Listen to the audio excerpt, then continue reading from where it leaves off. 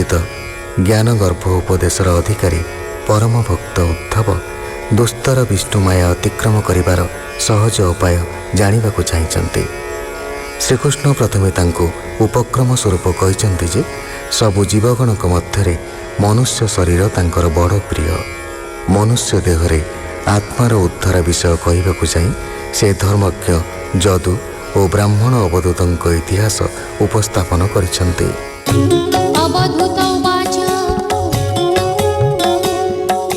ତୀର୍ଥର ପ୍ରାୟ ଭବ ବଣେ ଭ୍ରମଇ ଜନ ପରିତ୍ରାଣେ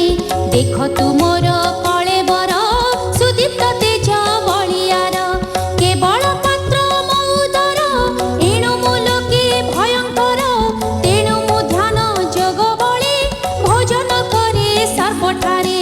ଅଗ୍ନି ଯେ ସନେ ସର୍ବ ଖାଇ ବିଚାରେ ଗୁଣ ଦୋଷ ନାହିଁ କେବେ ପ୍ରକାଶେ ଅପ୍ରକାଶେ ଭୋଜନ କରେ ସର୍ବବାସେ ଶ୍ରେୟ ଇଚ୍ଛନ୍ତା ଦାତାଙ୍କର ପାପ ନାଶଇ ପୂର୍ବାପର ଆପଣା ମାୟାରେ ସୃଜନ ଯେ ସତ ଅସତ ଲକ୍ଷଣ ତହିଁ ପ୍ରବେଶ ହୋଇ ତାର ସ୍ୱରୂପ ପ୍ରକାଶେ ଈଶ୍ୱର ଅଗ୍ନି ଯେ ମନ୍ତ କାଷ୍ଠ ପାଇଁ ଦେମନ୍ତ ରୂପ ପ୍ରକାଶଇ ଏଣୁ ମୁଁ ଅଗ୍ନି ଗୁରୁ କରି ଭ୍ରମଇ ଲୋକେ ଅଧରି ଜନ୍ମ ଯୌବନ ଜରା ମୃତ୍ୟୁ ଶୁଭ ଅଶୁଭ ଦୁଃଖ ହେତୁ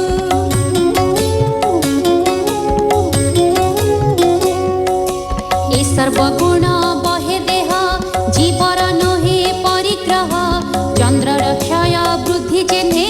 କୃଷ୍ଣ ଶୁକ୍ଳ ପକ୍ଷ ମାନେ ଲୋକଲୋଚନେ ଭ୍ରାନ୍ତି ଦିଶେ ଅକ୍ଷୟ ଏକ କଳା ଶେଷେ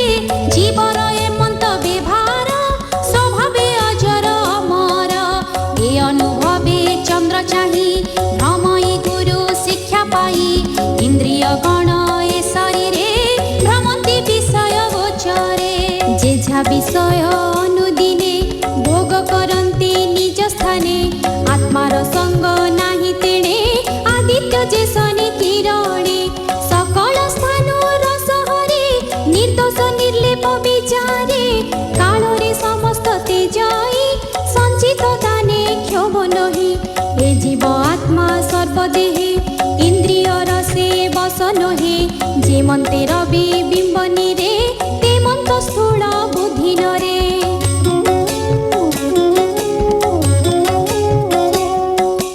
ଆତ୍ମାର ଭେଦ ବୁଦ୍ଧି କରେ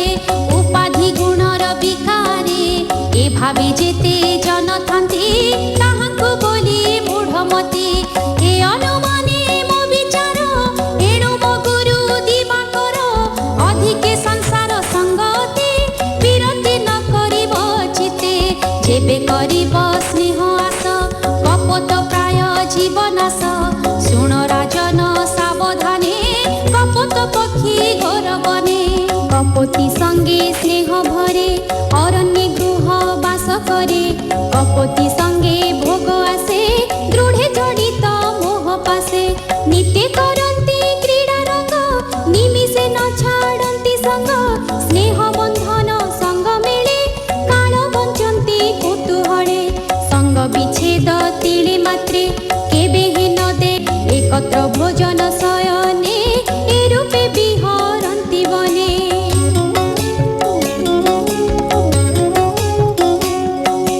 কপতি চিতে যা বিচারে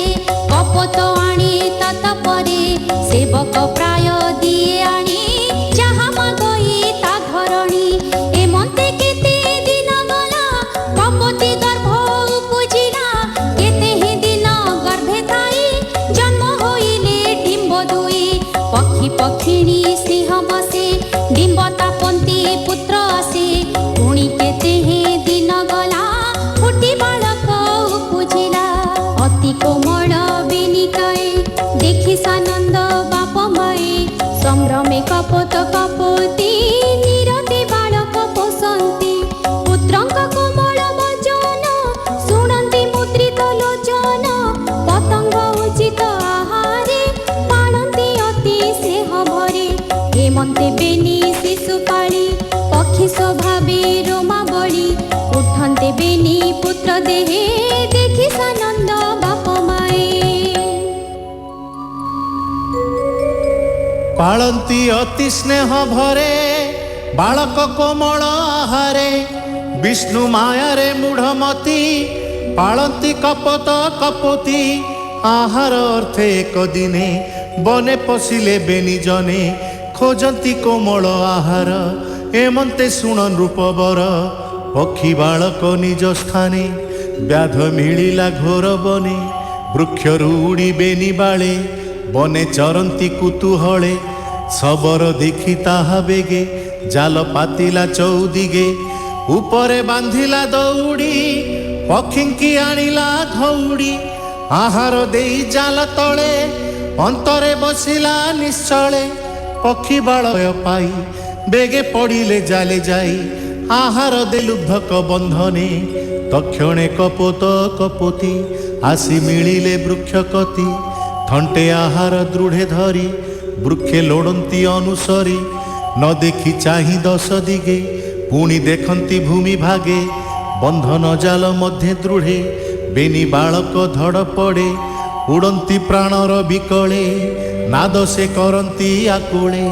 ଦେଖି କପୋତି ଦୁଃଖ ଚିତେ ଭ୍ରମି ପଡ଼ିଲା ମୋହ ଗତେ ବାଳକ ଦେଖି ଜାଲ ତଳେ କାନ୍ଦଇ ଜୀବନ ବିକଳେ ମୂର୍ଚ୍ଛି ନ ପାରି ସ୍ନେହ ବସେ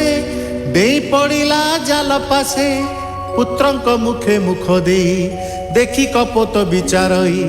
ଏବେ ମୁଁ ଏକା ବୃକ୍ଷେ ଥାଇ କେମନ୍ତେ ଧରି ବିଟି ଦେହି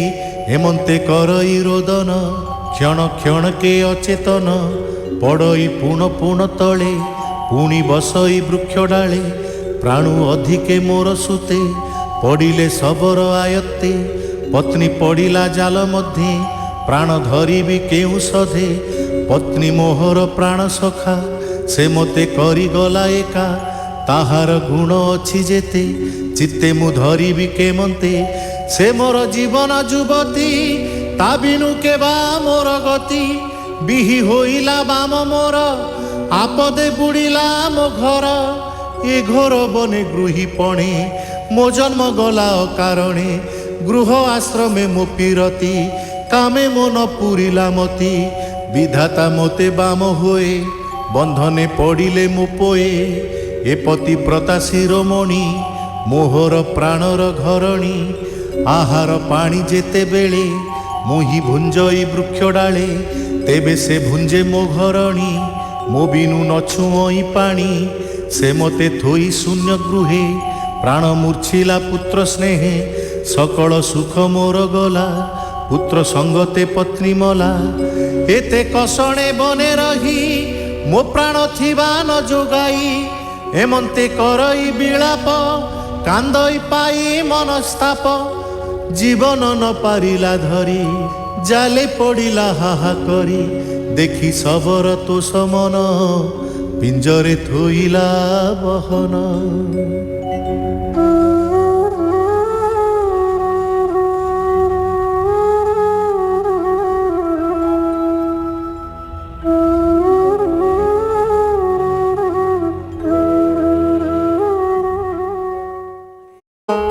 अवधूत उवाच कपोत कपोति बालक घेनिन चलिला लुब्धक ए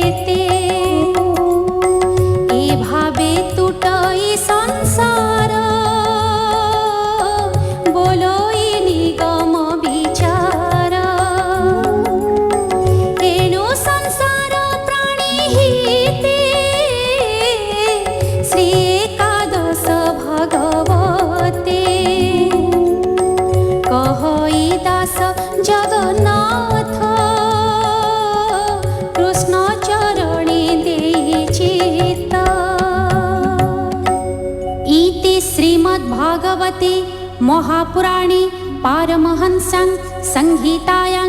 11 स्कन्धे 8मोऽध्यायः।